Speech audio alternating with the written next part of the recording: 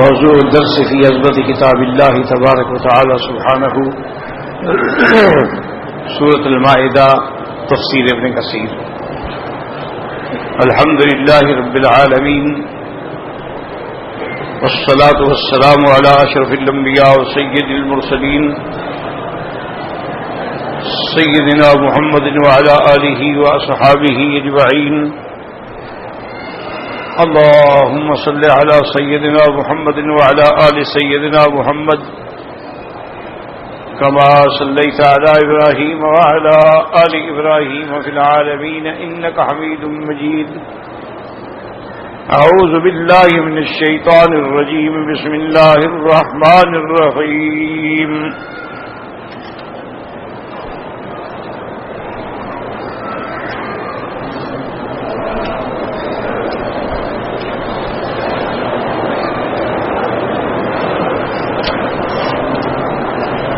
وأنزلنا إليك الكتاب بالحق مصدقا لما بين يديه من الكتاب ومهيمنا عليه فاحكم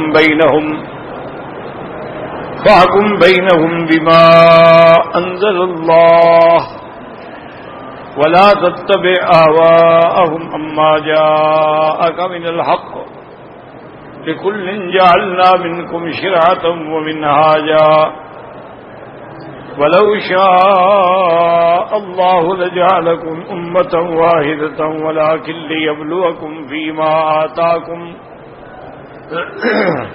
فاستبقوا الخيرات إلى الله مرجعكم جميعا فينبئكم بما كنتم فيه تختلفون وأن يحكم بينهم بما أنزل الله ولا تتبع أهواءهم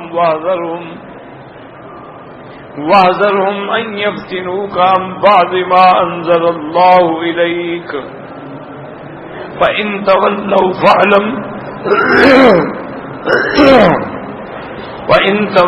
فاعلم أنما يريد الله أن يصيبهم ببعض ذنوبهم وَإِنَّ كَثِيرًا مِنَ النَّاسِ لَفَاسِقُونَ أَفَحُكْمَ الْجَاهِلِيَّةِ يَبْغُونَ وَمَنْ أَحْسَنُ مِنَ اللَّهِ حُكْمًا لِقَوْمٍ يُوقِنُونَ. اللہ تبارک و تعالی نے کلام مقدس کی ان آیات مبارکہ میں حضور صلی اللہ علیہ وسلم کو خطاب فرمایا کہ ہم نے اتاری آپ کی طرف کتاب.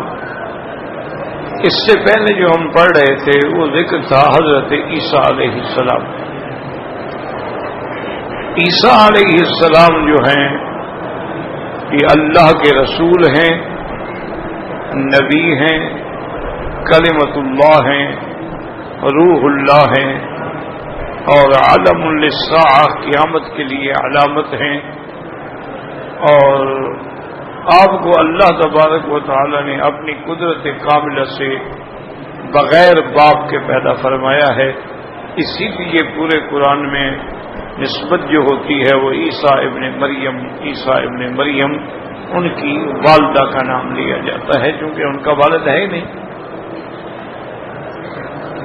اور پھر ان کی والدہ بھی اور والدہ کی والدہ بھی، یعنی پورا خاندان جو تھا نا یہ بڑا عظیم خاندان.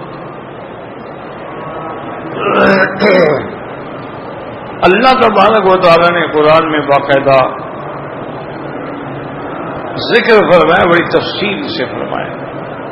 وَإِذْ قَالَتِ الْمَلَائِكَةُ يَا مَرْيَمُ إِنَّ اللَّهَ اصْطَفَاكِ وَطَهَّرَكِ وَاصْطَفَاكِ عَلَى نِسَاءِ الْعَالَمِينَ. اور اس سے پہلے ان کی والدہ کا ذکر آیا تھا جس کا اللہ نے نام نہیں لیا. فرمایا امرأۃ عمران. وَإِذْ قَالَتِ امرأۃ عمران رب انی نذرت لک ما فی بطنی. یہ ساری واقعات کا ذکر کیا گیا. اور یہ بھی یاد رکھیں کہ تمام مخلوق جو ہے دنیا ہو یا آخرت ہو ان کو ان کے والد کے نام کے ساتھ پکارا جاتا ہے. یہ بات یاد رکھیں. ادعوہم لآبائہم هو اقسط عند اللہ. کہ سب کو ان کے والدین کے نام سے پکارو. یہ ہمارے ہاں ایک اور بہت بڑی زیادتی ہے ہمارے انڈو پاک میں کہ عورت کی شادی ہو جانے کے بعد اس کے نام کے ساتھ خاوند کا نام لگا دیا جاتا ہے. تو یہ بات غلط ہے، یہ اسلام کے خلاف. اسلام یہ کہتا ہے کہ جس کی وہ بیٹی ہے وہ اپنے خاندان کا نام باقی رکھے، اس کی نسل باقی رکھے، اس کا ذکر باقی رکھے. یہ تو نہیں ہے نا کہ شادی ہونے کے بعد اس کا ماں باپ کا نام ہی مٹا دو.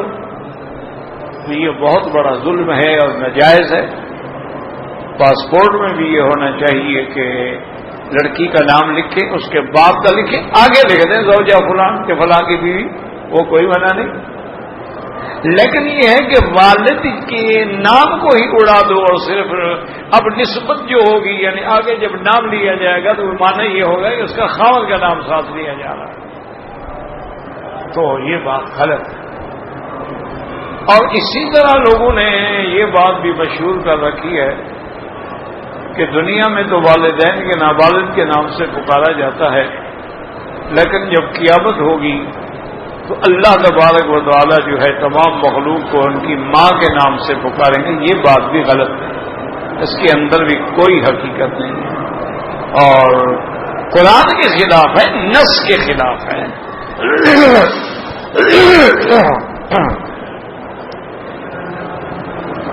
جب اللہ کے قرآن میں یاد رکھو ایک مسئلہ قرآن میں آ جائے بات ہی ختم ہو گئی، یا حضور کی حدیث مبارک ہو، صحیح حدیث ہے، مشہور ہے، متواتر ہے، مسئلہ ہی ختم ہو گیا، ادھر ادھر دیکھنے کی ضرورت ہی نہیں. تو قیامت میں بھی سب کو ان کے والدین کے نام سے پکارا جائے گا، والد کے نام سے، ماں کے نام سے نہیں پکارا جائے گا. یہ بہت بڑی غلطی ہے، بلکہ اصل مشکل یہ ہے کہ یہ بھی غلطی نہیں، یہ بھی سازش ہے یہودیت کی. یہ بھی یہود و نصارہ کی ایک سازش ہے. آج آپ جائیں نا پورے یورپ میں جائیں، وہاں پر بچہ جو ہے جب وہ اسکول میں داخل ہوگا یا اس کا برتھ سرٹیفکیٹ بنے گا تو نام تو لکھیں گے نا، ماں کا نام لکھتے ہیں کھانے میں. وہاں پر ماں کا نام لکھا جاتا ہے کھانے میں. اچھا، اس کی وجہ تو یہ تھی نا کہ ان کو تو باپ کا پتہ ہی نہیں ہوتا نا کہ کون باپ تھا، اور اس کے تو کئی فرینڈ ہوتے ہیں. اب پتہ نہیں کس کا یہ بیٹا ہے، کس کا نطفہ ہے، کس کی اولاد، کس کس کے وہ ڈی این اے ٹیسٹ کراتی پھرے گی اور کیوں کرائے گی. وہ تو تعلق تھا، چھوڑ گئے، چلے گئے، بات ختم ہو گئی.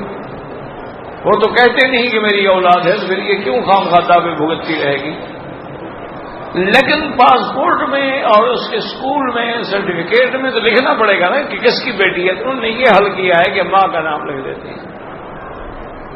تو وہی سازش انہوں نے مسلمانوں میں بھی رائج کر دی کہ جی چھوڑو، ماں کے نام کے ساتھ پکارا جائے، ماں کے نام کے ساتھ جو ہے وہ لکھا جائے. ایک یہ بات. اور دوسری یہ مصیبت جو آئی ہے نا ہمارے پاس، وہ آئی ہے ہندوؤں کی طرف سے. یہ سازش یہود کی تھی. ایک ہے ہندو، چونکہ ہندو جوگی بہت ہوتے ہیں، یہ منتر شنتر پڑھنے والے بڑے لوگ زیادہ تر ہندوؤں میں ہوتے ہیں. اور اسی طرح جادوگر، منجم، نجومی، علم جفر والے، یہ سب اکثر ہندو میں زیادہ ہوتے ہیں. یہ نہیں ہے کہ اور نہیں ہوتے، اور بھی ہوتے ہیں، اور بھی دنیا میں ہوتے ہیں، لیکن ان میں زیادہ ہوتے ہیں چونکہ ان کے عقیدے کی بنیاد ہی ساری اسی پہ ہے. وہ تو کوئی کام نہیں کرتے نا جب تک کہ نجومی سے نہ پوچھیں کہ جی مہربانی کر کے ہمارے جنم پتری بنائیں اور دیکھیں کہ یہ ہم نے لڑکی کی شادی کرنی ہے یا لڑکے کی، تو وہ کون سا مناسب رہے گا، ٹھیک رہے گا، دن کون سا ہو، حتیٰ کہ وہ گھڑی کون سی ہو، ٹائم کون سا ہو جب ہم پھیرے دلائیں گے اس کو نکاح کے، تو سب ان نجومی بنا کے ان کو دیتا ہے. ابھی وہاں پر ایک یعنی آپ ہنسیں گے اور ہنسنا بھی چاہیے کہ انڈیا میں ایک بہت بڑا اداکار ہے فلمی اور بڑا پڑھا لکھا آدمی بھی ہے، کوئی جاہل بھی نہیں ہے بدبخت، لیکن اتنا گندا عقیدہ ہے اس کے بیٹے کی شادی تھی اور جس سے شادی تھی وہ بھی اداکارہ ہے، وہ بھی یعنی ورلڈ فیمس ہے، ہالی ووڈ تک کام کرتی ہے۔ تو اب جب انہوں نے اس کا جناب حساب کتاب نکالا تو انہوں نے کہا ہاں یہ لڑکی جس سے شادی کرے گی نا وہ پہلا شوہر مر جائے۔ بھئی اب کیا کریں؟ اب جناب وہ ان کے دروازے پہ بیٹھے ہیں کہ مہاراج کچھ کریں۔ انہوں نے کہا بھئی ہم کیا کریں، حساب میں یہی ہے کہ آپ کی لڑکی کا تو کچھ نہیں ہوگا لیکن وہ لڑکا مر جائے گا۔ انہوں نے کہا میرا تو لڑکا ہے بدبختوں۔ تو انہوں نے کہا اچھا جی پھر ہم کچھ کرتے ہیں۔ تو بہرحال انہوں نے اپنے علم کے مطابق پتہ نہیں کیا کیا یا کیا نہیں کیا۔ اس کے بعد نے کہا جی ایک طریقہ ہے۔ انہوں نے کہا وہ کیا ہے؟ انہوں نے کہا کہ فلاں تاریخ کو فلاں ٹائم میں اس لڑکی کا نکاح ایک درخت کے ساتھ کر دیا جائے۔ یہ واقعہ ہے، یہ میں کوئی کہانی نہیں افسانہ نہیں سنا رہا۔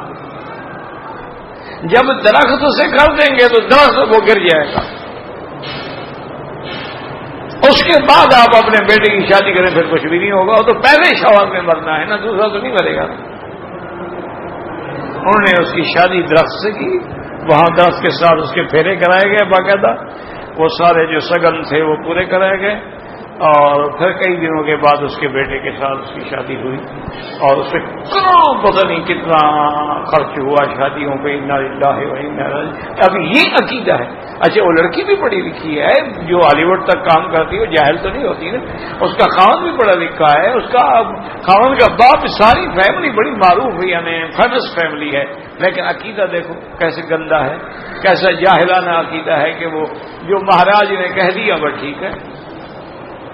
وہاں تو حضرت نے آپ کے جو بڑے بڑے منسٹر ہیں وہ کہتے ہیں جی ہمیں پہلے تو گھڑی نکال کے دو پھر اس دن ہم حلف اٹھائیں گے، ورنہ ہم حلف نہیں اٹھائیں گے، ورنہ ہم تو برباد ہو جائیں گے۔ تو ان کا یہ وہ ہمارے مسلمانوں میں بھی آ گیا، آہستہ آہستہ ہمارے مسلمانوں میں بھی آ گیا۔ یہاں بھی وہ تعویذ لکھنے والے اور رمل ڈالنے والے اور فال بتانے والے اور جناب زندگی کے ذائچے بنانے والے، ماضی مستقبل کا حال سنانے والے یہاں بھی پیدا ہو گئے، اور ان کے بعد مسلمان جاتے ہیں۔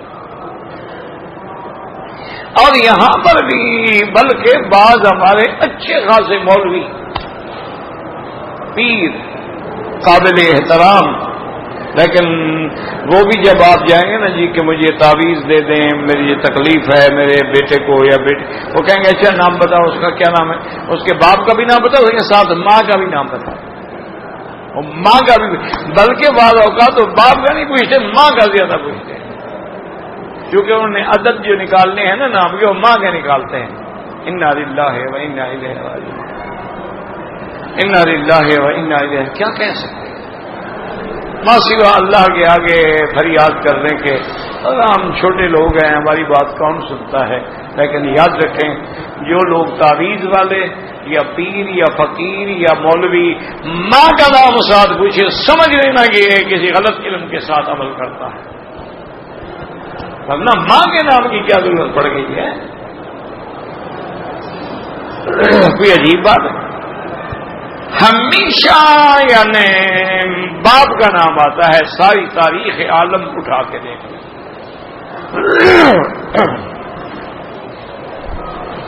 تو اب اسی لیے یاد رکھیں کہ یہ شرف جو ہے صرف بی بی مریم کو ملا ہے کہ جس کا نام اللہ نے قرآن میں لیا ہے،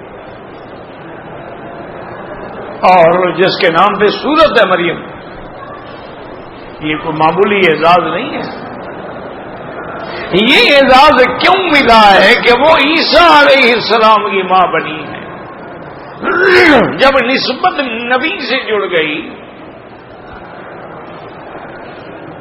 تو اتنا بڑا مقام ہو گیا کہ قرآن کہتا ہے وَاصْطَفَاكِ عَلَىٰ نِسَاءِ الْعَالَمِينَ، اللہ نے تمہیں یعنی دونوں جہاں کی عورتوں میں سے زیادہ فضیلت دے کے چن لیا۔ اس لیے علماء کے اندر یہ بڑی طویل علمی بحثیں ہیں کہ بھئی سب سے افضل جو ہے وہ بی بی مریم ہے یا بی بی آسیہ ہے یا بی بی فاطمہ ہے یا بی بی عائشہ ہے۔ اس پہ بڑی بحث ہے، کیونکہ ہماری جو روایات ہیں اس میں جو فضیلت ملتی ہے وہ سیدہ فاطمہ الزہرا کو ملتی ہے، سیدۃ النساء فی الجنہ۔ تو اس لیے اب علماء کہتے ہیں کہ عالمین سے مراد جو ہے یہ ہمارا عالم مراد، یعنی اپنے زمانے میں اس وقت سب سے افضل وہ تھے، جیسے کہ اللہ نے بنو اسرائیل کو فضیلت دی، فضل اللہ العالمین، تو اب یہ مانا تھوڑا بتا امت تو حضور کی افضل ہے سب سے، لیکن ان کو فضیلت اپنے وقت میں ملی، اور حضور کی امت کو فضیلت جو ہے وہ قیامت تک کے ملی۔ کنتم خیر امۃ اخرجت للناس تأمرون بالمعروف وتنہون عن المنکر۔ اپنے زمانے میں وہ بی بی سردار تھی، لیکن پورے جنت کی خواتین کی سردار جو ہے وہ سیدہ فاطمہ الزہرا ہوگی رضی اللہ تعالی عنہا وارضاہا، اور ہونا بھی چاہیے کیونکہ حضور سب کے امام ہوں گے، سرکار دو جہاں جو ہے وہ جنت میں سب سے اعلیٰ مقام پہ ہوں گے، اور حضور چونکہ انبیاء کے بھی امام ہیں اس لیے یہ شرف جو ہے اور کسی نبی کو نہیں ملا ہے۔ اس لیے اللہ نے عیسیٰ علیہ السلام کا ذکر جو ہے وہ تفصیل میں قرآن میں بڑے بڑے مقامات پہ ذکر فرمایا ہے، اور اس کی حکمت بھی تھی کیونکہ حضور کے زمانے میں نصارہ موجود تھے، یہودی موجود تھے، اور اللہ جانتے تھے کہ ایسے ایسے فتنے بھی پیدا ہوں گے، جیسے قادیانی پیدا ہوا، مسیلمۃ الکذاب پیدا ہوا، اسی طرح ایک عورت نے بھی نبوت کا دعویٰ کیا، ایک عورت نے بھی نبوت کا دعویٰ کیا تھا، اس نے کہا کہ میں بھی نبی ہوں۔ اصل مشکل یہ ہے کہ بعض ہماری اپنی کتابوں میں بھی بعض جگہ پر کچھ باتیں ڈھیلی ڈھیلی آ جاتی ہیں، دشمن کو بڑا موقع مل جاتا ہے۔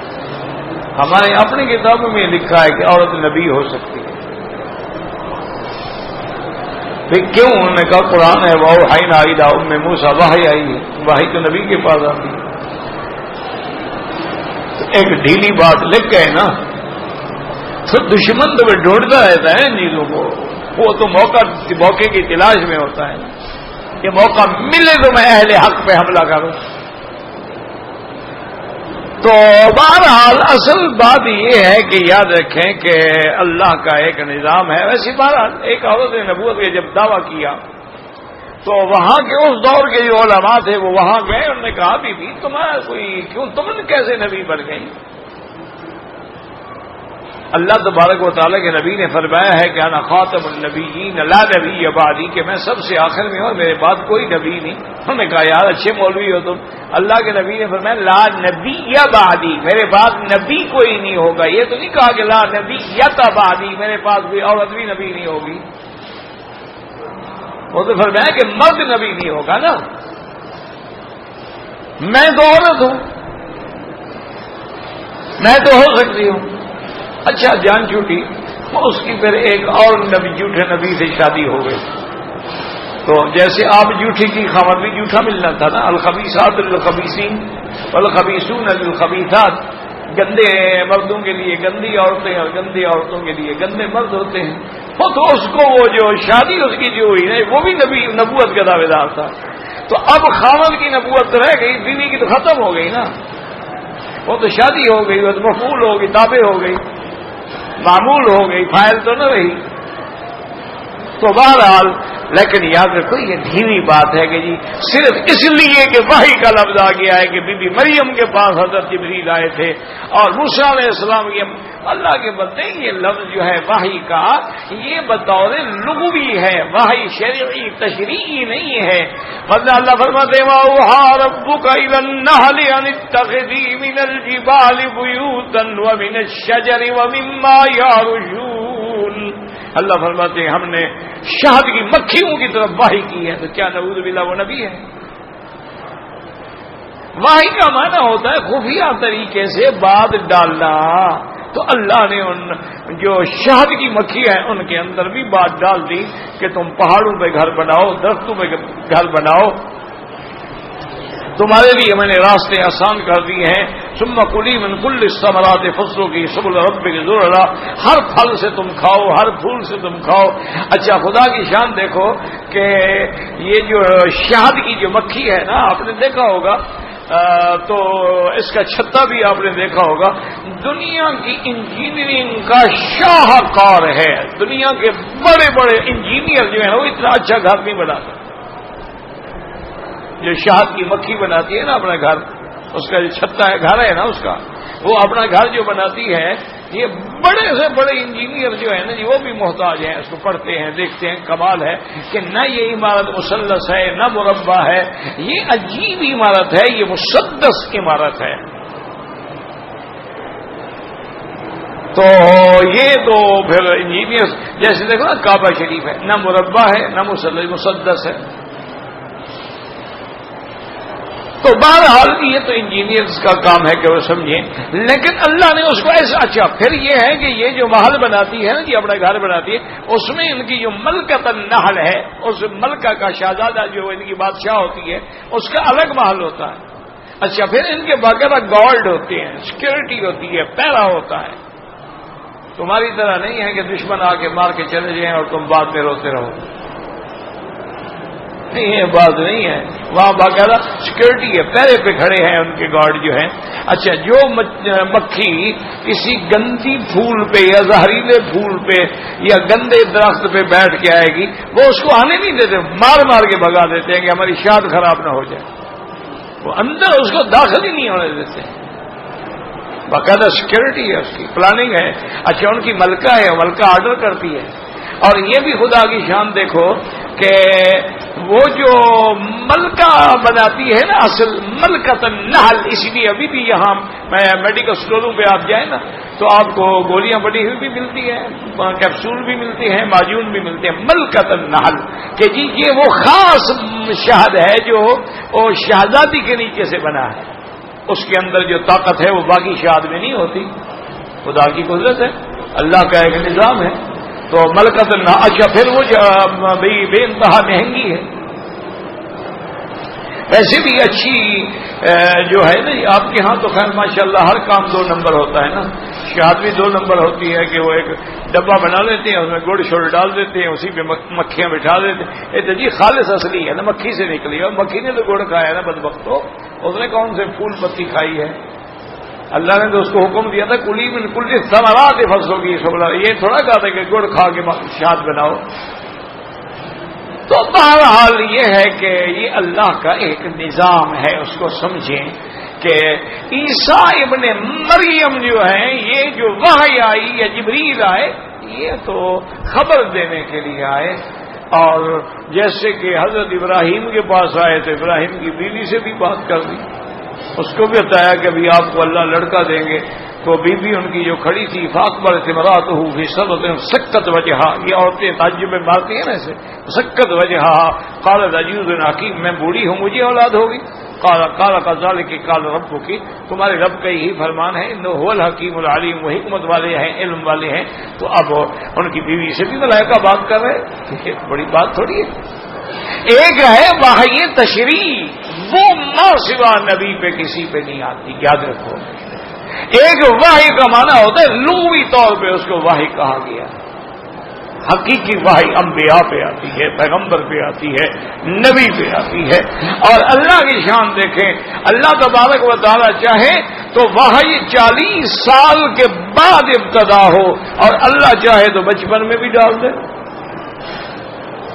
ابھی عیسیٰ علیہ السلام جھولے میں ہیں، کہتے ہیں انی عبداللہ آتانی الکتاب وجعلنی نبیا وجعلنی مبارکا اینما کنت واوصانی بالصلاۃ والزکاۃ ما دمت حیا. عظیم تقریر کر رہے ہیں. تو اس لیے اللہ نے عیسیٰ علیہ السلام کا ذکر فرمایا کیونکہ یہ بنو اسرائیل کے آخری نبی. یاد رکھو، ان کے بعد بنو اسرائیل میں کوئی نبی نہیں آیا. پھر انتقلت النبوۃ من ولد اسرائیل الی ولد اسماعیل، پھر اللہ نے بنو اسرائیل کے بجائے اسماعیل کی اولاد میں نبوت بھیجی. اچھا، اور یہ بھی دیکھو شان مسئلے کو یاد رکھا کرو کہ بنو اسرائیل میں ہزاروں نبی پیدا ہوئے اور ولد اسماعیل میں ایک محمد مصطفیٰ ہے صلی اللہ علیہ وسلم.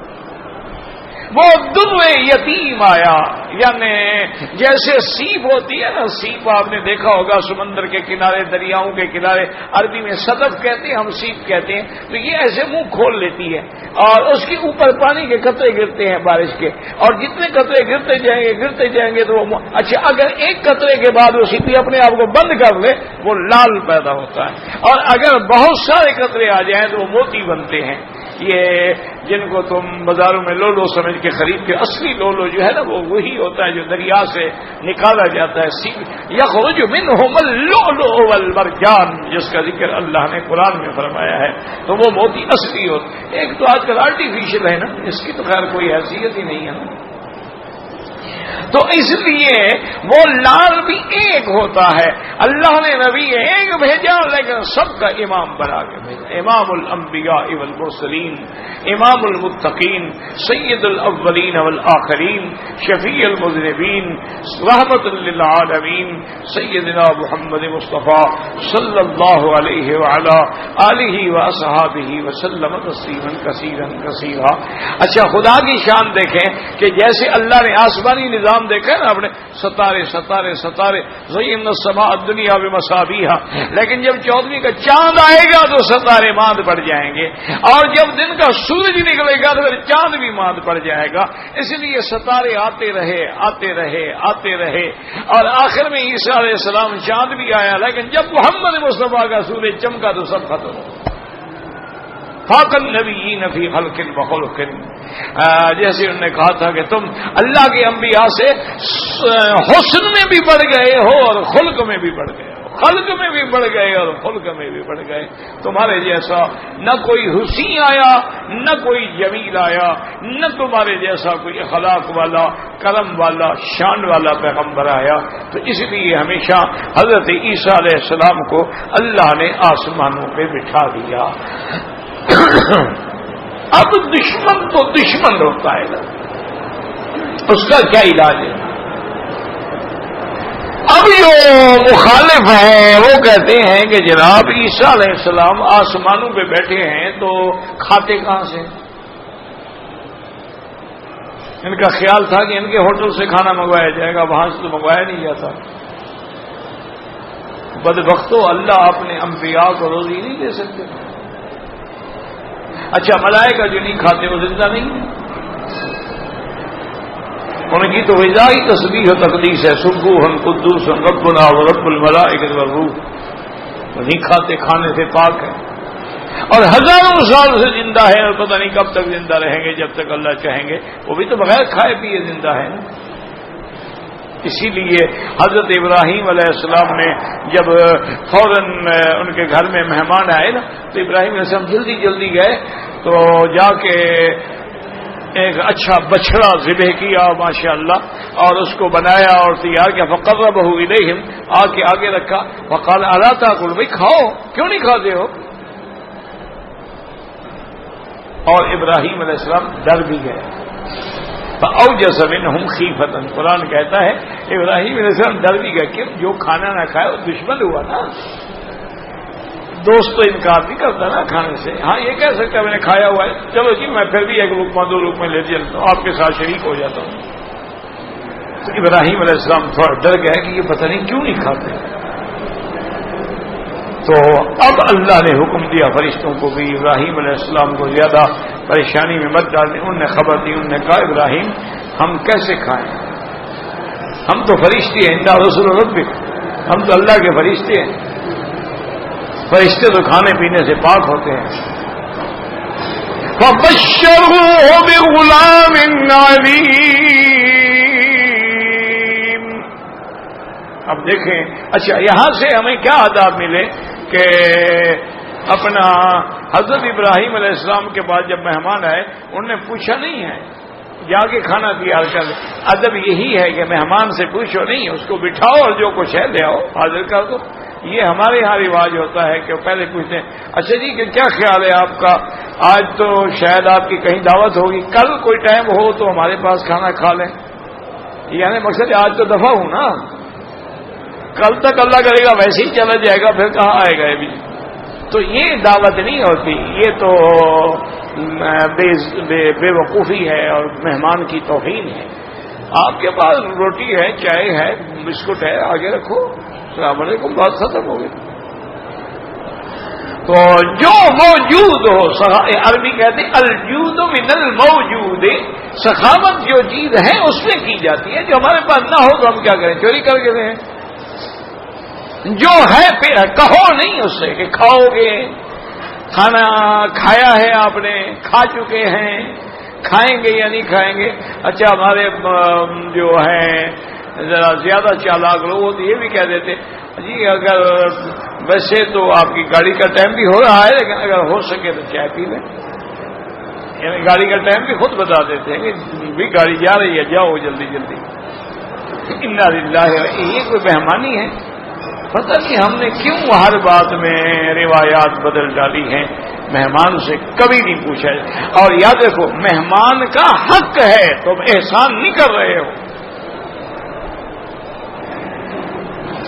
یہ قرآن میں ہے نا، اسی لیے کہ حضرت خضر اور موسیٰ علیہ السلام جب گئے حتی اذا اتیا علی اہل قریۃ استطعما اہلہا فابوا ان یضیفوہما فوجدا فیہا جدارا یرید ان ینقض فاقامہ۔ حضرت موسیٰ علیہ السلام جب گئے تو بستی والوں نے کھانا نہیں دیا، اور حضرت خضر چل رہے ہیں، دیکھا دیوار گر رہی ہے تو انہوں نے فوراً اشارہ کیا، دیوار سیدھی ہو گئی۔ حضرت موسیٰ جلال میں آ گئے، فرمایا قال لو شئت لاتخذت علیہ اجرا۔ انہوں نے کہا موسیٰ علیہ السلام، خضر علیہ السلام یہ کیا کر رہے ہو، انہوں نے ہمیں روٹی بھی نہیں دی، کھانا بھی نہیں دیا، آپ ان کی دیواریں ٹھیک کریں۔ ہم بھی کہتے بھی مزدوری دو دیوار ٹھیک کرنے کی، ہم پھر ٹھیک کریں گے۔ تو مہمان یعنی مہمان نوازی کرنا اسلامی طریقہ کار سے یہ لوازمات میں ہے کہ 3 دن کے لیے مہمان جو ہے اس کا حق ہے، 3 دن کے بعد پھر اس کا حق نہیں رہتا، پھر مہمان نہیں ہے۔ آپ کی مرضی آئے رہنے دیں، مرضی آئے تو اس کو جواب دے دیں، لیکن 3 دن تک تو اس کو رکھنا، کھانا کھلانا پلانا جو اللہ نے دیا ہے وہ ضروری ہوتا ہے۔ یہ ایک نظام اسلام ہے۔ اسی لیے ہے نا کہ صحابہ کہتے ہیں کہ ہم سفر میں تھے تو ایک بستی پر ہمارا گزر ہوا، ہم نے جا کے کہا کہ بھائی ہم مہمان ہیں، مسافر ہیں۔ انہوں نے کہا جی ہمارے پاس کچھ نہیں، مسافر ہیں تو ہم کیا کریں، اپنا پکا لو۔ اچھا کچھ پہلے دور میں یہ بھی تھا کہ ہوٹل شوٹل تو ہوتے نہیں تھے نا، نہ ہوٹل، نہ ریسٹورینٹ، نہ مطاعم، نہ کوئی ٹھہرنے کی جگہ، نہ کھانے پینے کی جگہ، سرائے شرائے ہوتی تھی، چارپائی مل گئی، سو گئے۔ تو اب وہ بستی والے نہ دے تو کہاں سے کھانا کھائے گا آدمی؟ تو بہرحال انہوں نے کہا کہ جی ہمارے پاس کوئی کھانا وانا نہیں جائے۔ انہوں نے کہا ٹھیک۔ خدا کی شان یہ ہے، تھوڑی دیر کے بعد وہ اسی بستی کے 2 آدمی بھاگتے ہوئے آئے۔ انہوں نے کہا حل عندکم راکن، تم میں کوئی ایسا ہے منتر پڑھنے والا؟ وہ تو کافر تھے نا کہ کوئی منتر پڑھنے والا ہے۔ انہوں نے کہا کیا بات ہے؟ انہوں نے کہا ہمارا سردار جو ہے اس کو بچھو نے کاٹ لیا ہے، اور ہمارے علاقے کے بچھو جو ہے بڑے زہریلے ہوتے ہیں، بندہ ان کی زہر سے بچ نہیں سکتا ہے، تم میں کوئی پڑھنے والا ہے؟ تو ایک صاحب نے کہا میں پڑھنے والا ہوں، میں پڑھوں گا۔ انہوں نے کہا تو چلو پڑھو۔ انہوں نے کہا ایسے کیوں پڑھیں، آپ نے ہمیں روٹی نہیں دی، ہم جا کے ایسے پڑھیں گے؟ میں تو 40 بکریاں لوں گا۔ انہوں نے کہا جناب تم 100 لے لو، چلو تو صحیح نا۔ تو صحابی فرماتے ہیں کہ میں آیا، میں پڑھتا رہا اور 1-2 گھنٹے کے بعد وہ ٹھیک ہو گیا۔ جب وہ ٹھیک ہو گیا تو اب انہوں نے بھی وعدہ پورا کیا کہ وہ 40 بکریاں دے دی، کیونکہ لوگ جو ہے نا ایسے جب دیکھ لیں نا کوئی بزرگی پھر بڑا ڈرتے ہیں، کہیں ایسا نہ ہو کہ بد دعا نہ کر دے پیر ہمیں۔ تو اس لیے ورنہ کافر تھے کہاں 40 بکریاں دیتے تھے، ڈرے ہوئے تھے نا بدبخت۔ تو اس لیے انہوں نے کہا 40 بکریاں دے دو، کہیں ایسا نہ ہو کہ پھر بچھو کے بجائے سانپ ہی لڑ جائے، پھر پڑھنے والا بھی کوئی نہ ملے۔ تو بہرحال جب وہ لے کے آئے تو صحابہ کا بھی ذبح کرو یار، کھاؤ، بناؤ، پکاؤ گوشت۔ تو کچھ صحابہ نے کہا بھائی تم کھاتے ہو تو کھا لو، ہم تو نہیں کھاتے۔ انہوں نے کہا کہ انہوں نے کہا حتی آتی رسول اللہ، جب تک حضور کی خدمت میں آ کے ہم پوچھیں نا کہ بھئی یہ کھانا حلال بھی ہے کہ ناجائز ہے، تو اب اتفاق یہی ہو گیا، اور نے کہا چلو کوئی بھی نہ کھائے، حضور سے پوچھیں گے۔ تو 40 بکریاں لے کے حضور کی خدمت میں آئے، حضور کو سارا قصہ سنایا، اور پھر میں تم نے جو لیا ہے بالکل اخذتا حقاً، تم نے ٹھیک لیا ہے، حق ہے تمہارا، لیکن یہ بتاؤ تم نے پڑھا کیا تھا؟ تو اس نے کہا حضور میں سورۃ فاتحہ پڑھتا رہا، اور کیا پڑھتا رہا، دم کرتا رہا، پڑھتا رہا، دم کرتا رہا، ہاتھ پھیرتا رہا۔ اور تمہیں کیسے پتہ چلا کہ فاتحہ سے ٹھیک ہو جائے گا؟ کہا حضور آپ نے فرمایا تھا نا کہ اس کا نام شافیہ بھی ہے، شفا دینے والی بھی ہے، تو اسی سے میں نے یاد رکھا۔ تو آپ نے فرمایا اچھا ٹھیک ہے، تم نے ٹھیک لیا ہے، اچھا ایسا کرو اگر تمہارے پاس وہ بکریاں کچھ ہوں تو میرا بھی حصہ ساتھ ملا، مجھے بھی کھلاؤ، یعنی مجھے بھی کھلاؤ۔ اچھا یہ کیوں کہا حضور نے؟ حضور کو مقصد یہ تھا کہ صحابہ کو اطمینان کامل ہو جائے کہ اتنا خالص حلال ہے کہ اللہ کا نبی خود کھانے کے لیے بھی تیار، ورنہ حضور کو کیا ضرورت تھی کہ حضور صحابہ سے کہیں گے اے جلدی سامن مجھ میں حصہ ڈالو بھائی، اس میں کیا ضرورت کیا تھی؟ معنی یہ تھا تطمین لقلوبہم، ان کا دل مطمئن ہو جائے کہ اتنا خالص حلال ہے کہ اللہ کا نبی خود کھانے کے لیے تیار ہے۔ تو اس لیے ہمیشہ یاد رکھ، اسی سے علماء نے وہ مسائل نکالے ہیں کہ اگر آج بھی کوئی آدمی تعویذ لکھتا ہے یا قرآن پڑھتا ہے یا دم کرتا ہے، شرط یہ ہے غیر شرعی نہ ہو، اس پہ وہ پیسے لیتا ہے تو وہ حلال ہو جائے کوئی۔ اسی طرح علماء نے فتویٰ دیا ہے کہ اگر کوئی امام مسجد میں نماز پڑھاتا ہے، بچوں کو قرآن پڑھاتا ہے، تو اس کو بھی اجرت دینا جائز ہے، کیونکہ پہلے زمانے میں تو بیت المال تھے نا، انتظام ہوتا تھا، بیت المال دے دیتی تھی، حتیٰ کہ حضور فرماتے تھے من ترک مالا فلورثته ومن ترک ضیاعا فالیہ، جو بندہ مر جائے جائیداد چھوڑ جائے وہ تو اس کے وارثوں کی ہے، اور اگر بچے چھوڑ جائے اور جائیداد نہ چھوڑے پر وہ میرے پاس، میں ان کی ذمہ داری اٹھاؤں گا، میں ان کے بیت المال سے خدمت کروں گا۔ اس لیے ہمیشہ یاد رکھیں، تو یہ اللہ نے، ہم نے جو آیتیں پڑھی ہیں اس میں اللہ نے حضرت عیسیٰ علیہ السلام کے بارے کہ ہم نے عیسیٰ علیہ السلام کو بھیجا۔ اچھا پہلا وظیفہ ان کا کیا تھا؟ مصدقا لما بین یدیہ من التوراۃ، وہ تصدیق کرنے والے اس کتاب کی جو آپ سے پہلے گزری جس کا نام تورات ہے ایک، وآتیناہ الانجیل، اور حضرت عیسیٰ کو بھی ہم نے کتاب انجیل دی، فیہ ھدی ونور ومصدقا لما بین یدیہ من التوراۃ، اس میں ہدایت بھی ہے، نور بھی ہے، تصدیق کرنے والی ہے جو اس سے پہلے تورات ہے۔ یاد رکھو یہ لفظ 2 دفعہ آ گیا، مصدقا لما بین یدیہ من التوراۃ، پھر اگلی آیت میں وَمُصَدِّقًا لِمَا بَيْنَ يَدَيْهِ مِنَ التَّوْرَاۃ، یہ 2 دفعہ کیوں آیا؟ ایک دفعہ عیسیٰ علیہ السلام کے ساتھ ہے کہ عیسیٰ علیہ السلام تصدیق کرنے والے ہیں جو آپ سے پہلے کتاب ہے، اور اب یہ انجیل کی طرف ہے کہ وہ انجیل کتاب جو ہے وہ بھی تصدیق کرنے والی ہے جو اس سے پہلے کتاب اللہ نے اتاری ہے تورات۔ یہ تکرار نہیں ہے، پہلی آیت کا تعلق عیسیٰ علیہ السلام سے ہے اور دوسری آیت کا تعلق جو ہے وہ کتاب انجیل سے ہے، تو اس میں تکرار نہیں ہے۔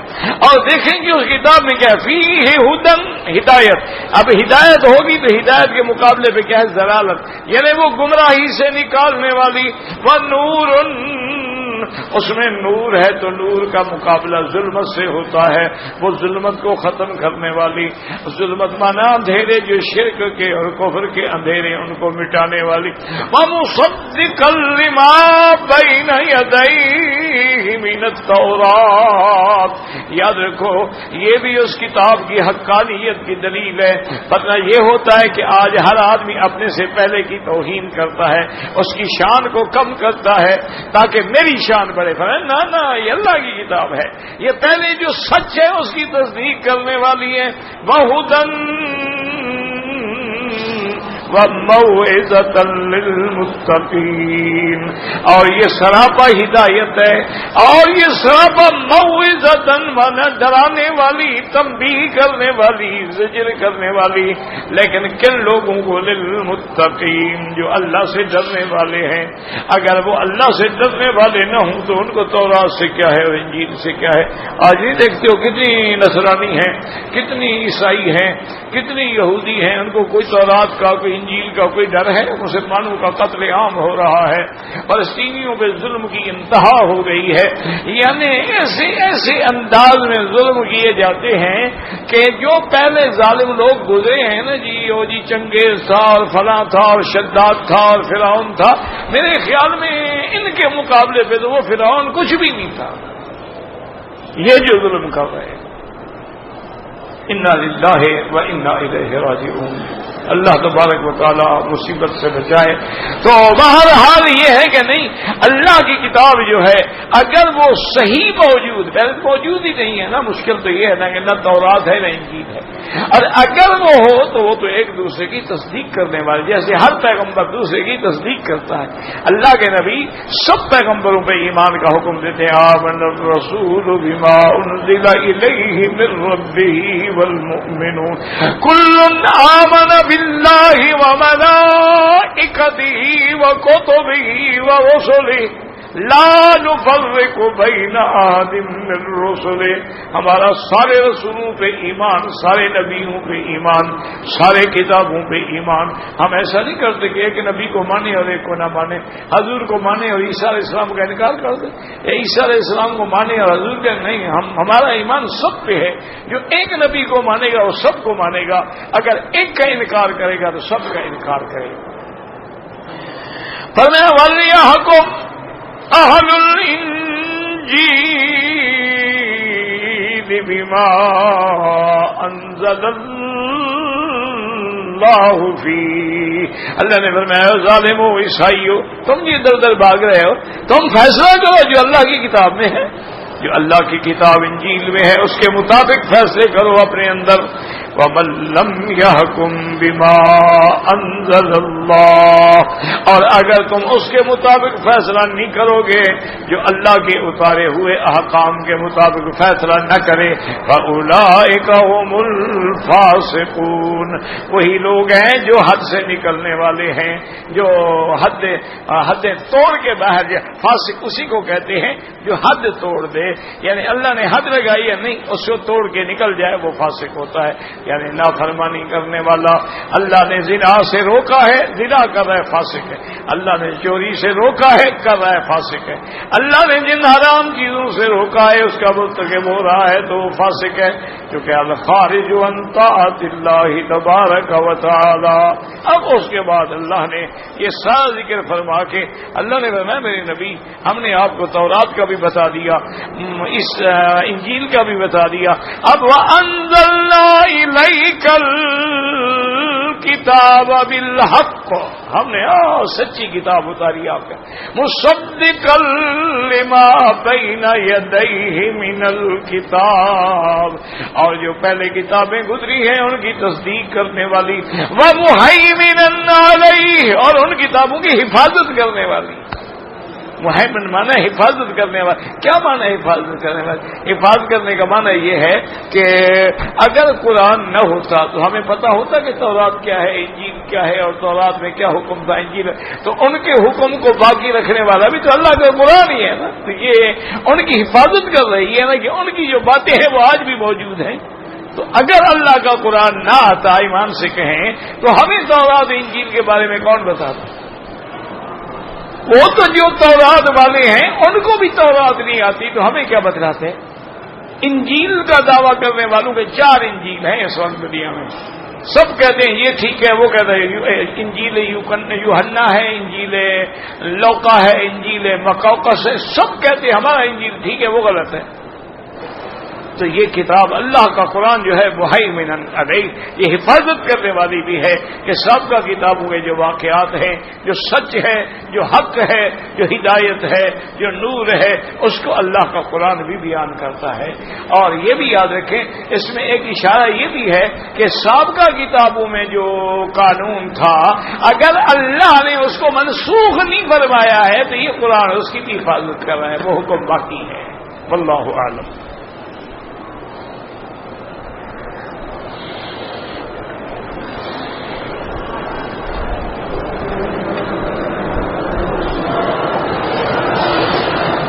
کہتے ہیں جی کہ حضور پاک صلی اللہ علیہ وسلم، میرے بھائی یاد رکھو کہ اس میں تو کوئی اختلاف نہیں ہے کہ حضور صلی اللہ علیہ وسلم ربیع الاول کے مہینے میں پیدا ہوئے اور ربیع الاول کے مہینے میں ہی آپ کی وفات ہے، اس میں کوئی شبہ نہیں، کوئی اختلاف نہیں۔ اصل وجہ یہ تھی کہ جس دور میں میرے مدنی، میرے آقا، میرے محبوب تو جہاں پیدا ہوئے ہیں، اس زمانے میں نہ کیلنڈر تھے، نہ تاریخیں تھیں، نہ ڈائریاں تھیں، نہ اس قسم کا انتظام تھا لکھنے پڑھنے کا، بلکہ حضور نے بتایا کہ نحن امت امیہ، ہم تو امی امت ہے، لا نکتب ولا نحسب، نہ لکھنا جانتے، نہ پڑھنا جانتے، نہ حساب جانتے۔ تو اس لیے اس دور میں یہ ہوتا تھا کہ کوئی بڑا واقعہ گزرتا تھا نا، اس کے حوالے سے بات یاد رکھی جاتی تھی کہ بھئی جیسے ہاتھیوں کا بادشاہ آیا، پھر اللہ نے پرندے بھیجے، ہاتھی ختم ہو گئے، تو اس کو کہتے ہیں سنۃ الفیل، وہ ہاتھیوں والا سال۔ تو حضور ولد فی سنۃ الفیل، حضور پیدا ہوئے ہیں اسی سال میں جب وہ ہاتھی آئے تھے۔ اس طرح حوالہ دیا جاتا ہے، اس لیے صحیح تاریخ کا ضبط تو ہے ہی نہیں، یاد رکھو۔ لیکن یہ اتفاق ہے کہ حضور ربیع الاول میں پیدا ہوئے، یہ بھی اتفاق ہے کہ حضور ربیع الاول میں فوت ہوئے، یہ بھی اتفاق ہے کہ وہ سوموار کا دن تھا۔ باقی جو ہے 12 ربیع الاول کی پیدائش، یہ تو بالکل ثابت ہے، یہ تو بالکل ضعیف روایت ہے، نہ عقل سے نہ نقل سے، نہ روایت سے نہ درایت سے، کیونکہ اب بہت سارے لوگوں نے وہ سارے حساب نکالے ہیں۔ اب دیکھیں نا، ایسے ایسے کیلنڈر بن گئے نا جو آنے والا 1000 سال ہے اس کی بھی ساری تاریخیں لکھی ہوئی ہیں کہ فلاں دن جو ہے عید ہوگی، فلاں دن رمضان ہوگا، فلاں دن حج ہوگا، اسی طرح 1000 سال پہلے کا بھی نکال لیا۔ تو ان کی بھی یہی تحقیق ہے کہ 12 ربیع الاول اگر بنتا ہے تو سوموار نہیں بنتا، اور اگر سوموار کا دن ہو تو 12 ربیع الاول نہیں بنتا۔ تو لہذا راجح بات جو ہے وہ یہ ہے کہ آپ کی پیدائش 9 ربیع الاول کو ہے اور آپ کی پیدائش مکہ مکرمہ میں ہے۔ باقی یاد رکھیں کہ اللہ نے ہمیں قرآن جیسی نعمت عطا فرمائی ہے، اللہ پاک نے ہمیں صفا مروہ دوڑنا بھی سکھایا ہے، اللہ نے ہمیں حجر اسود کا بوسہ بھی سکھایا ہے، اللہ نے ہمیں زمزم پینا بھی سکھلایا ہے، ہر چیز سکھلائی ہے۔ اور اسلام میں یاد رکھو 2 عیدیں ہوتی ہیں، ایک عید الفطر ہوتی ہے اور ایک عید الاضحیٰ ہوتی ہے، اور ویسے اسی طرح جمعہ کا دن جو ہے اس کو بھی مسلمانوں کی عید کہا گیا ہے، اسی طرح عرفات کا دن جو ہے اس کو بھی مسلمانوں کے لیے عید کہا گیا۔ لیکن جو عیدیں قرآن و حدیث کے مطابق ثابت ہیں وہ عید الفطر ہے، رمضان کے بعد والی عید، اور عید الاضحیٰ یوم النحر الاکبر یعنی ذی الحجہ میں جو عید ہوگی جس کو آپ قربانی والی عید کہتے ہیں۔ اس کے علاوہ اور کوئی عید نہیں جس کا ذکر قرآن میں ہو یا حدیث میں۔ یہ جو ہے نا جی عید میلاد، یہ تو حضور صلی اللہ علیہ وسلم کے زمانے کے بعد 600 سال بعد، 6 صدیاں گزر گئیں، ایک مظفر یا ظفر نامی بادشاہ تھا مصر میں، اس نے یہ بدعت ایجاد کی اور وہ پھر چل پڑی، وہ لوگوں میں چلتی گئی۔ یہ تو اصول ہے نا، کوئی بات تم پیدا کر دو وہ چل پڑے گی۔ جیسے ابھی دشمنوں نے ایک قرآن چھاپا ہے، اس کا نام ہے الفرقان، اس میں اللہ کے قرآن میں جتنی جہاد کی صورتیں آیتیں سب نکال دی ہیں انہوں نے۔ اچھا وہ ان کو لوگوں سے کہا، انہوں نے کہا بیوقوفو جب قرآن سچا موجود ہے تمہارے قرآن کو کون پڑھے گا؟ انہوں نے کہا 100 سال نہیں پڑھیں گے، 200 سال نہیں پڑھیں گے، 500 سال کے بعد لوگ بھول جائیں گے قرآن اصلی کون سا ہے۔ وہ کہیں گے یہ بھی قرآن ہے۔ اب دیکھو نا جی کہ سب سے پہلے انگریزی میں قرآن کا ترجمہ لکھنے والا جو تھا وہ محمد علی تھا، جو قادیانی، مرزا قادیانی کو نبی مانتا ہے۔ اب جن لوگوں نے انگریزی ترجمہ پڑھا ان کو کیا پتا ہے کہ لکھنے والا قادیانی ہے؟ وہ اندر اس کے اپنا عقیدہ مار گیا ہے نا جی، اصولی بات ہے نا کہ بدعتی اگر قرآن کا ترجمہ لکھے گا وہ اپنی بات تو اندر ڈالے گا نا۔ اب جیسے آپ دیکھیں کہ بعض بریلوی لوگوں نے جو قرآن کے ترجمے لکھے ہیں وہ ہر جگہ ترجمہ کرتے ہیں، جہاں لفظ آئے گا نا نبی کا، کہیں گے غیب کی خبر دینے والے. بھئی یہ کس غیب کی خبر دینے والا کس لفظ کا ترجمہ ہے؟ لیکن اپنے عقیدہ وہ ڈال گئے نا. اسی طرح جب قادیانی لکھے گا ترجمہ وہ بھی اپنا عقیدہ تو ڈالے گا نا اندر. اسی لیے حکم ہے نا کہ کتاب ہو یا تفسیر ہو قرآن کی یا ترجمہ ہو، پہلے پوچھا کرو کسی مستند عالم سے کہ میں یہ پڑھوں یا نہ پڑھوں. ایسا نہ ہو کہ بجائے فائدے کے نعوذ باللہ گڑھے سے نکلے اور کنویں میں جا گرے. بہرحال یہ عید وغیرہ مولانا یہ سب بدعت ہیں. وہ آپ کی وفات تو 12 ربیع الاول کو اس میں تو جھگڑا ہے نہیں نا. عید میلاد النبی منانا، جلوس نکالنا بالکل بدعت ہے. یاد رکھو میرے عزیز، اگر یہ دلیل محبت ہوتا، اگر یہ دین ہوتا، سب سے پہلے حضور حکم فرماتے، اس کے بعد ابو بکر، عمر، عثمان، علی، اہل بیت وہ نکالتے. یہ تو 600 سال کے بعد ایک بادشاہ کی سنت ہے.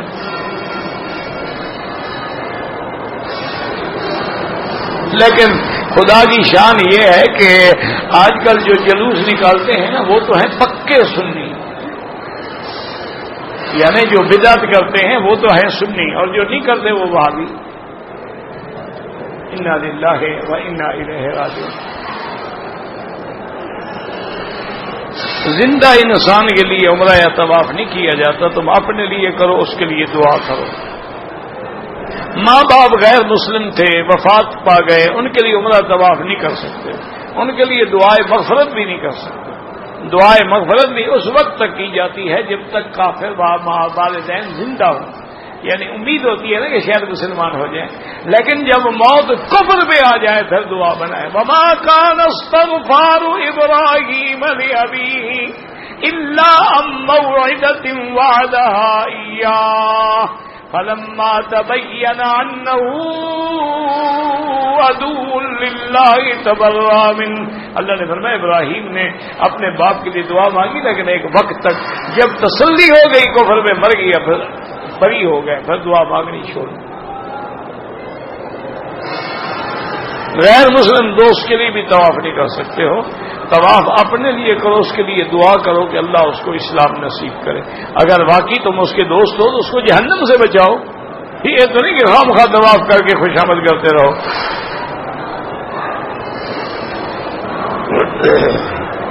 عقیدہ اشاریہ، مجھے تو نہیں پتا اشاریہ کیا ہوتا ہے. جب تمہیں لکھنا نہیں آتا کہ اشاریہ الف سے ہوتا ہے یا عین سے، تو ایسے مسئلے پوچھنے کا فائدہ بنا. مجھے یہ بتاؤ، تمہیں یہ بھی نہیں پتا اشاریہ ہے یا اشاری ہے؟ جاہل آدمی ویسے مسائل میں نہیں پڑھنا چاہیے. داڑھی کو اگر بناتا ہے جائز ہے، ایک مٹھی کے برابر رکھتا ہے بالکل جائز ہے. تھوڑے بال رکھنے سے سنت پوری نہیں ہوتی. داڑھی کا خط بناتا ہے جائز ہے، داڑھی کو سنوارتا ہے بناتا ہے جائز ہے. حضور کی داڑھی مبارک ایسے تھی جیسے چاند کا حالہ ہوتا ہے، تو اسی لیے بعض صحابہ کے اقوال میں ہے کہ وہ یا خود میں اطراف ہی تھوڑا تھوڑا لے تاکہ گلائی اس کی برابر رہے. تو بہرحال یعنی ایک مشت ہو، اس سے زیادہ نہ کاٹے اور باقی خط وغیرہ بنائے، وہ بالکل جائز ہے.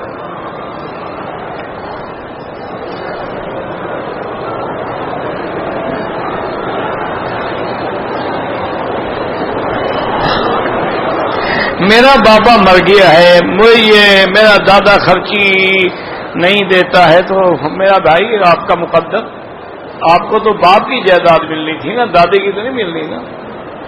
جب دادے کی جائیداد تمہارے باپ کو نہیں ملی، تمہیں کیسے ملے؟ پہلے تو تمہارے باپ کو ملنی چاہیے تھی نا، وہ تو پہلے مر گیا بیچارہ. لہذا تم دادے کی جائیداد کے کوئی حقدار نہیں، وہ نہیں دیتا، اس کی مرضی ہے. ہاں یہ الگ بات ہے کہ اس کو رحم کرنا چاہیے کہ آخر اس کی پوتا ہے، اولاد ہے، رحم کرے، لیکن جائیداد کے حقدار نہیں. اگر باپ، کیونکہ جب اس جگہ پر پانی نہیں پہنچا تو تیرے کمرے میں پانی کیسے آئے؟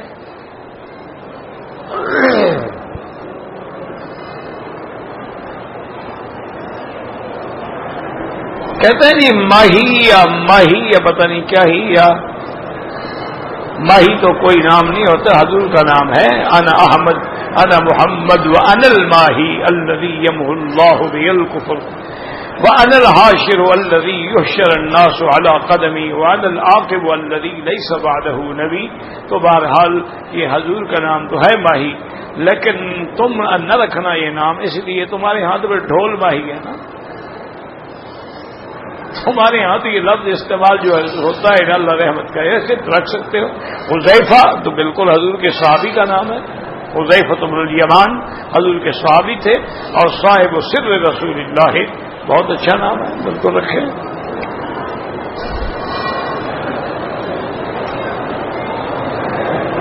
تقویٰ کا لفظی معنی ہے بچنا، اتقاء، تقویٰ، تقوی، اس کا معنی ہے بچنا۔ اب کس سے بچنا؟ پہلا درجہ ہے شرک سے بچنا، دوسرا درجہ ہے کبیرہ گناہوں سے بچنا، تیسرا درجہ ہے صغیرہ گناہوں سے بچنا، اس کو کہتے ہیں تقویٰ۔ اتقوا اللہ حق تقاته واللہ اعلم۔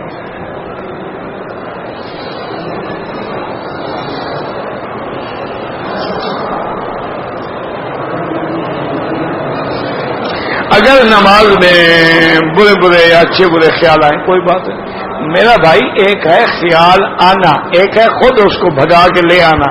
تم نہ لے آؤ، آتا ہے تو آتا ہے، جب اللہ نے معاف کیا ہے تو ہمیں فکر کرنے کی کیا ضرورت ہے۔ ایک ہوتا ہے نا کہ خیال آ گیا، ایک ہے نہیں تم خود لا رہے ہو کہ اچھا نماز پڑھ کے میں نے وہاں جانا ہے، اور پھر میں نے وہ پیزا خریدنا ہے، پھر میں نے 1.5 لیٹر کی کوکا کولا کی بوتل بھی خریدنی ہے، تو یہ تو پھر نماز نہ ہوئی نا، یہ تو تم لا رہے ہو نا، روٹی بھی پکا رہے ہو ماشاءاللہ۔ اور بس دعا کرو کہ بھئی اللہ ہماری یہ ٹوٹی پھوٹی قبول کرے، دعا کرو۔ سچی بات یہ ہے کہ ہماری نماز نہیں، ایک شکل ہے، صورت ہے، فرض ادا ہو جاتا ہے، اللہ قبول فرما دے۔ آپ کی شادی ہو گئی ہے نہیں ہوئی جناب، تو کوئی مہربانی کر سکتے سے پوچھتے رہو گے؟ نہیں پوچھنے کو تو وجہ ہو نا، بالکل جناب نہیں ہوئی، آپ کر سکتے ہیں مدد، جزاک اللہ خیر، یہ دین کی بات ہے، اس میں ہنسنے کی کیا بات ہے۔ وہ ایک دن بڑا لطیفہ ہوا، میں آپ کو لطیفہ سناؤں۔ کبھی کبھی ہوتا ہے نا، میں چونکہ بے وقوف آدمی ہوں نا، کبھی کبھی میرا بھی میٹر گھوم جاتا ہے، غصہ آ جاتا ہے، تو اس دن میں نے کوئی شاید عورتوں کے بارے میں کوئی سخت تقریر کی تھی، حج کے دن تھے، تو کوئی عورتوں کے مسائل پہ اللہ عالم مجھے یاد نہیں ہے، بہرحال بات یعنی کوئی ایسی تھی سخت۔ میں جب یہاں سے نیچے گیا ایکسیلیٹر سے اترنے کے لیے، میرے آگے 2 عورتیں جا رہی تھیں، تو وہ آپس میں بات کہنے لگی کہ مکی صاحب کو کوئی بیوی نہیں ملی، میں اگر ملتی میں اس کو سیدھا کر کے رکھ دیتی، ہر وقت عورتوں میں پیچھے لگا ہوا ہے، اس کا جوش ہی نہیں بنا ہے نا، میں اس کو ٹھیک کر دیتی۔ میں نے جلدی سے پیچھے سے کہا، میں نے کہا میں تو حاضر ہوں۔ وہ ڈوب کے مر گئی بیچاری، دیوار کے ساتھ لگ کے کھڑی ہو گئی، میں نے کہا جاؤ دباؤ بس۔ تو یہ ہوتا ہے میرا بھائی، صرف پوچھتے نہ رہیں۔ تو بہرحال میرا ارادہ بھی ہے، لیکن اللہ کی قدرت ہے کہ کوئی سبب نہیں بنا ہے، 1-2 جگہ پہ سبب بنا، لیکن بات پائے تکمیل کو نہیں پہنچی، شاید میری کوئی غلطی ہوگی۔ ربنا تقبل منا انک انت السمیع العلیم وتب علینا انک انت التواب الرحیم۔ اللهم فرج هم المهمومين، نفس كرب المكروبين، واقض الدين عن المدينين، واشفنا واشف مرضانا ومرضى المسلمين۔ اللهم اصلحنا واصلح بنا واصلح اولادنا واولاد المسلمين۔ اللهم اصلح اولادنا واولاد المسلمين۔ اللهم اصلح احوالنا واحوال المسلمين۔ اللهم اصلح بناتنا وبنات المسلمين۔ اللهم اصلح شبابنا وشباب المسلمين۔ اللهم اصلح ذرياتنا وذريات المسلمين۔ اللهم اصلح لنا شاننا كلها فلا تكلنا الى انفسنا طرفة عين قط ولا اقل من ذلك۔ یا اللہ بیماروں کو شفا عطا فرما، یا اللہ بے حیاؤں کو حیا عطا فرما، یا اللہ بے اولادوں کو اولاد صالح عطا فرما، یا اللہ جن کی اولاد ہے ان کو صالح بنا، یا اللہ سب کے لیے خیر اور رحمت و مودت کے رشتے نصیب فرما، اپنی قدرت سے آسانیاں پیدا فرما دے۔ یا الہ العالمین ہمیں مانگنا بھی نہیں آتا، بغیر مانگے عطا فرما۔ یا اللہ مسلمان عرب میں ہیں، عجب میں ہیں، کشمیر میں ہیں، عراق میں ہیں، شام میں ہیں، یا اللہ جس ملک میں بھی ہیں اللہ ان کے جان مال آبرو عزت کی حفاظت فرما۔ یا اللہ علماء کی حفاظت فرما، یا اللہ علماء کی حفاظت فرما، یا اللہ دین کے مدرسوں کی حفاظت فرما، یا اللہ دین کے کام کرنے والوں کی حفاظت فرما، یا اللہ دین کی تبلیغ کرنے والوں کی حفاظت فرما، یا اللہ دین کی دعوت دینے والوں کی حفاظت فرما، یا اللہ بلد الامین کی حفاظت فرما، یا اللہ پاکستان کی حفاظت فرما، یا اللہ پاکستان کی حفاظت فرما، یا الہ العالمین ہنود اور یہود کے فتنے سے محفوظ فرما۔ ربنا تقبل منا انک انت السمیع العلیم۔ صلی اللہ تعالی علی خیر خلقہ سیدنا محمد وعلی آلہ وصحبہ اجمعین۔ اللہم صل علی سیدنا محمد وبارک وسلم علیہ۔ الحمدللہ۔